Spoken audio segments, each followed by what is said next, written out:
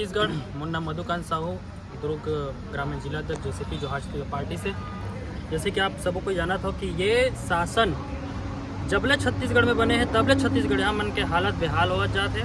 हम सोच रहे हैं कि छत्तीसगढ़िया है, छत्तीसगढ़िया मन के विकास करी, बल्कि विकास नहीं, यहाँ पे विनाश के बूता चलत है। हमने लगी कि अमृत के धारा बुआई, लेकिन आज छत्तीसगढ़ में जगह जगह दारू के धारा ये छत्तीसगढ़ सरकार हमल परोसत है। हमार लोग लइका, हमार भाई बहनी, हमार महतारी मन आज ये दारू से प्रभावित हुआ थे।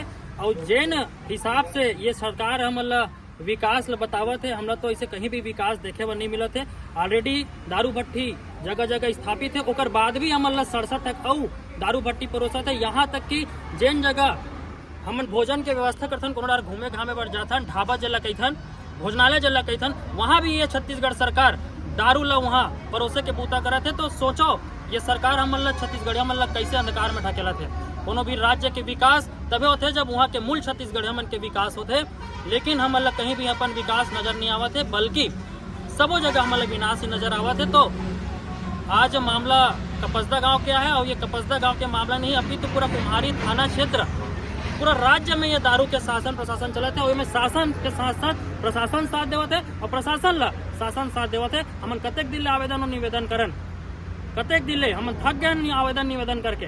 अब छत्तीसगढ़िया मन जाग गए है, जागे के तैयारी मन कर ले है। अब हसिया भालाधारी निकल ही घर से, और थाना घेराव तो दूर, अब सीधा मुख्यमंत्री और प्रधानमंत्री के घेराव हमन छत्तीसगढ़िया क्रांति सेना वह संपूर्ण छत्तीसगढ़िया गांव के सब सेनानी मन और घेरबुन जोहार छत्तीसगढ़।